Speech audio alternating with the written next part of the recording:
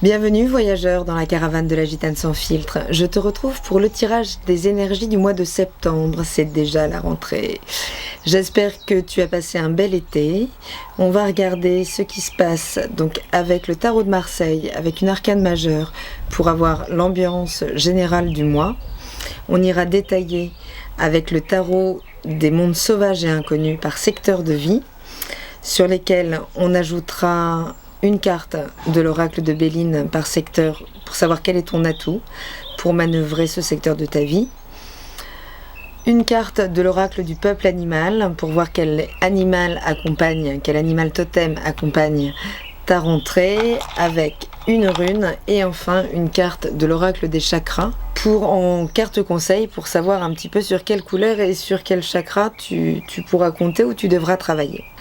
Je vais battre les cartes, les étaler, les retourner et passer tout ça en accéléré, puisque le temps est une denrée précieuse dont je ne voudrais pas abuser. J'accélère tout et on se retrouve tout de suite pour la lecture. A tout de suite. Les Vierges, c'est parti.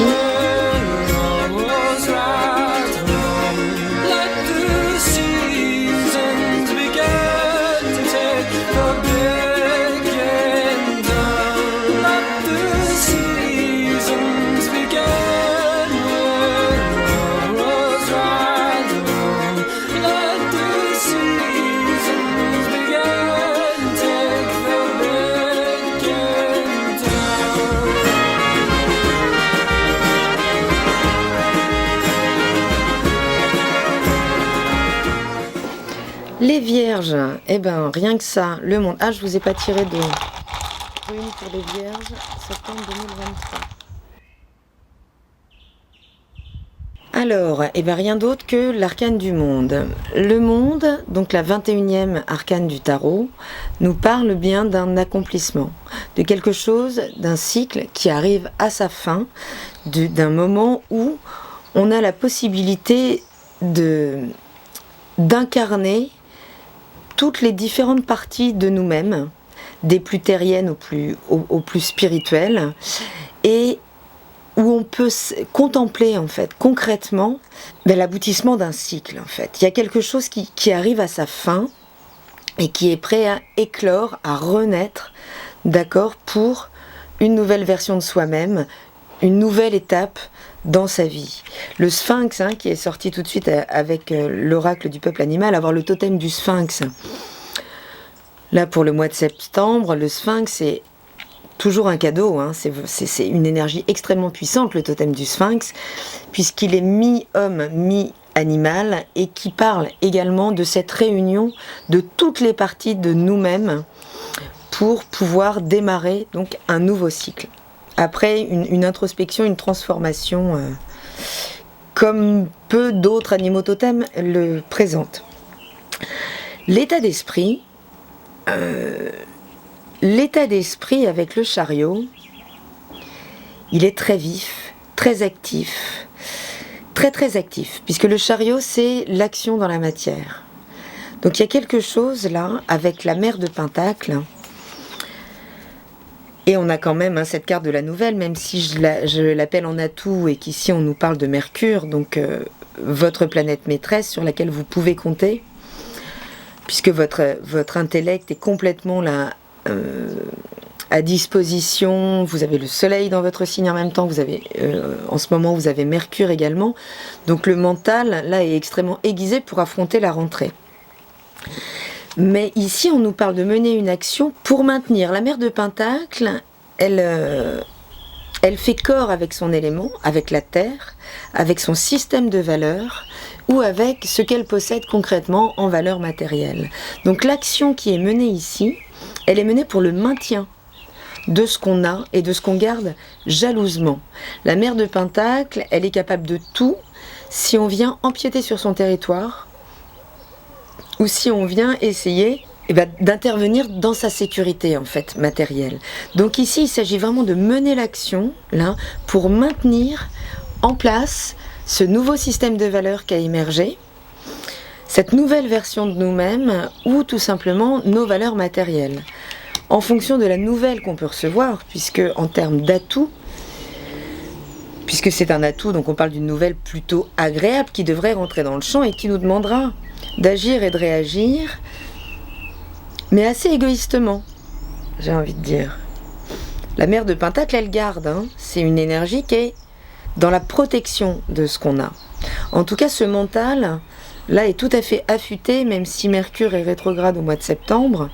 Donc il va nous permettre cette introspection que propose le Sphinx, de réaligner vraiment esprit, âme, corps, de tout remettre tout ça bien rectiligne, mais dans une forme d'égoïsme. Là où la pleine lune du 31 dans votre signe, puisque vous êtes la star, hein, joyeux anniversaire, vous êtes la star du mois, les vierges, là où on va vous interroger justement sur votre part de service, sur les limites de votre part de service, à quel moment ça devient un sacrifice de vous-même. Ici, il s'agit de ne pas vous sacrifier, de ne pas sacrifier votre système de valeurs, et l'événement qui pourrait rentrer dans le champ viendra secouer ça, pour établir davantage qui vous êtes et protéger jalousement votre identité, votre système de valeurs ou vos valeurs matérielles.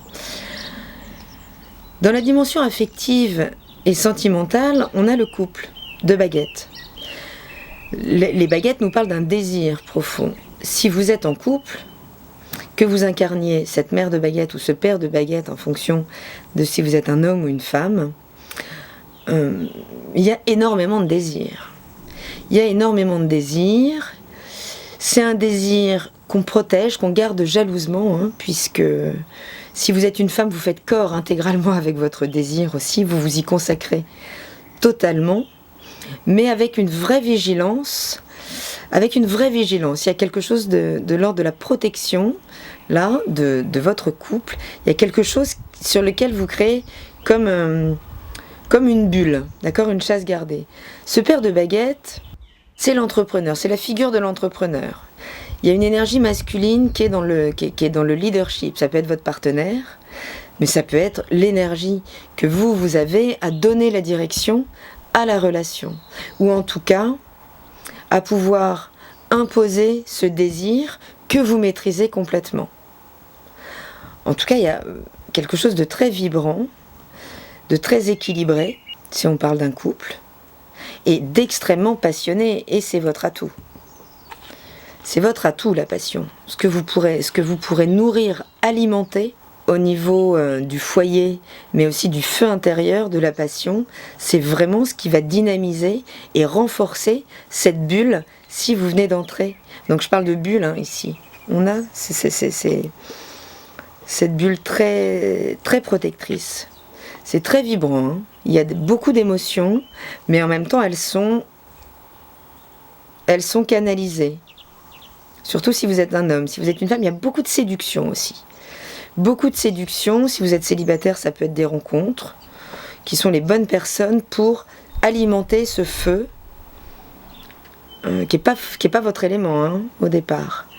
Mais il s'agit là maintenant de pouvoir livrer cette nouvelle version de vous-même, beaucoup plus flamboyante, beaucoup plus passionnée. Au niveau de la dimension matérielle et professionnelle, il y a un stand-by. On a une arcane majeure aussi ici, et c'est celle du pendu. Le pendu, c'est clairement une étape initiatique. On s'arrête, on est tout feu tout flamme, on est dans un rapport de force avec la matière, on est dans le contrôle, et là, d'un coup, plus du tout. Il y a cette suspension là dans le temps qui fait que on s'arrête puisqu'on doit regarder les choses différemment. Si on continue de les regarder avec le point de vue qu'on a là, on ne peut plus avancer. Il faut aller chercher un nouveau regard sur notre manière de subvenir à nos besoins. Puisque si vous avez un métier où vous gagnez honorablement votre vie, très bien, mais aujourd'hui ça vous nourrit plus. On est elle nous parle d'inertie aussi, la quête de coupe. On n'avance plus. On n'avance plus dans sa vie professionnelle. Et là, il s'agit d'accepter cet arrêt pour prendre l'opportunité de regarder les choses complètement autrement et de pouvoir redémarrer, mais la tête à l'endroit. D'accord ? Et pouvoir redynamiser ça, qui là, nous amène à quelque chose d'un petit peu plan-plan. Et votre atout, c'est la Lune. C'est le système de nourriture. Comme si là, vous aviez pu faire le point sur ce qui vous nourrissait, ce qui ne vous nourrissait plus. Et il est possible que vous soyez confronté au fait de ne plus être nourri, justement. C'est le manque de nourriture qu'on reçoit. Il y a quelque chose qui nous met au clair. Il faudra surveiller les phases de la Lune, donc 31 août et milieu du mois de septembre, puisqu'elle pourrait déclencher là des émotions qui nous donnent un maximum d'informations justement sur ce qui nous nourrit plus.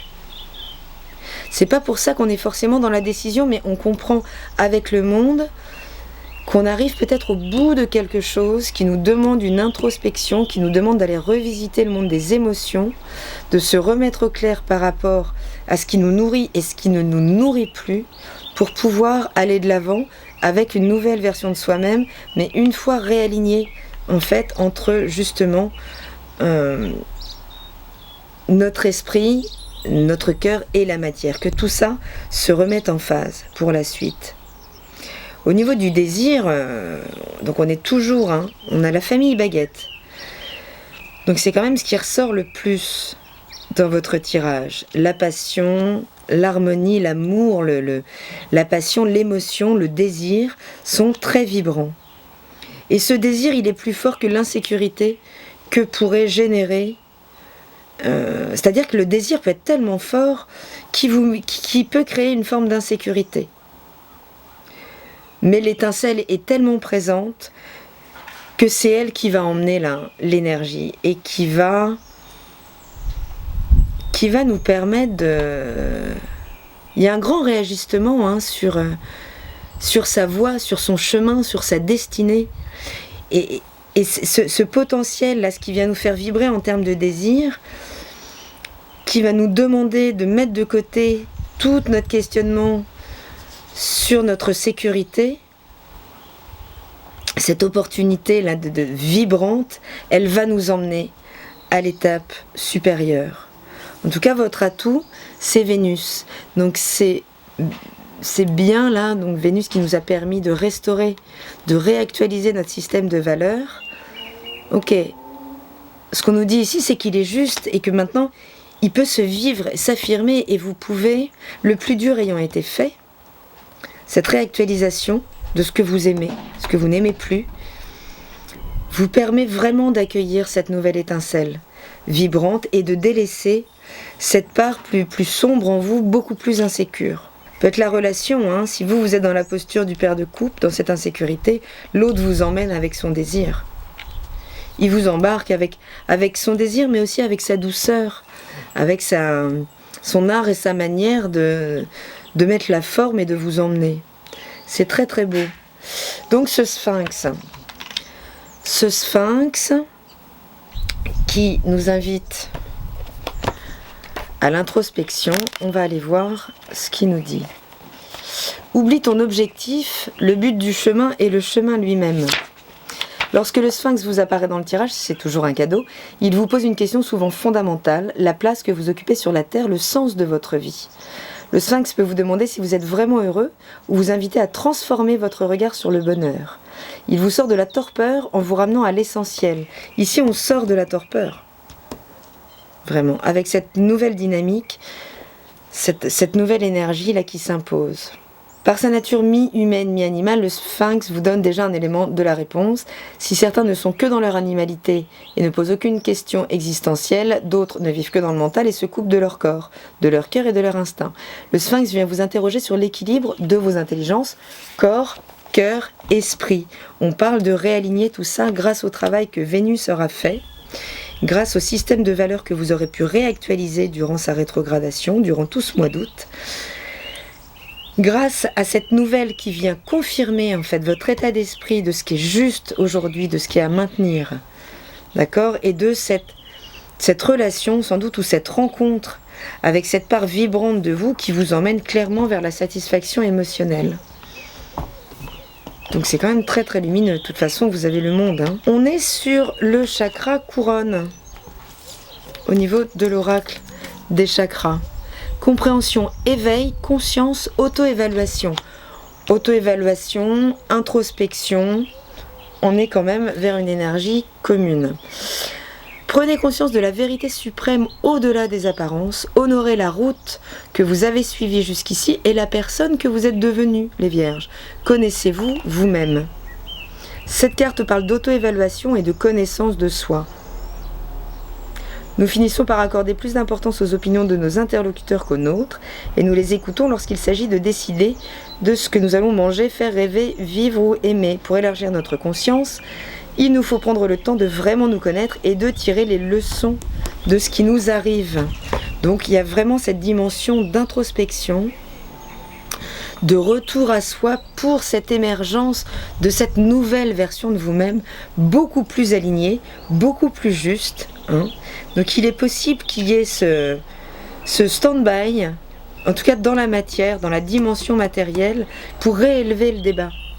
Quelle que soit la part qui va un petit peu coincer, elle vous amène à vous relier aux autres dimensions de vous-même.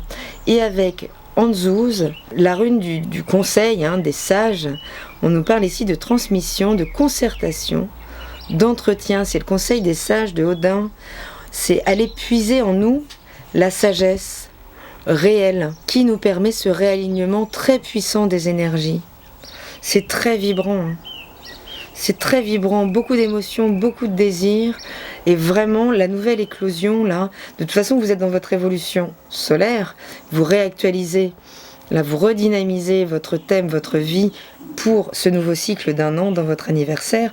Mais là, on parle d'une réactualisation beaucoup plus large au niveau de votre vie qui réaligne tous vos systèmes pour pouvoir mettre en valeur cette nouvelle version de vous-même avec ce nouveau système de valeurs que vous pourrez désormais affirmer et protéger jalousement puisqu'il est très juste et réaligné après cette introspection nécessaire. Et bien c'est une sacrée rentrée les Vierges, je vous souhaite un très bon mois de septembre et je vous dis à très bientôt dans la caravane de la Gitane sans filtre. Salut!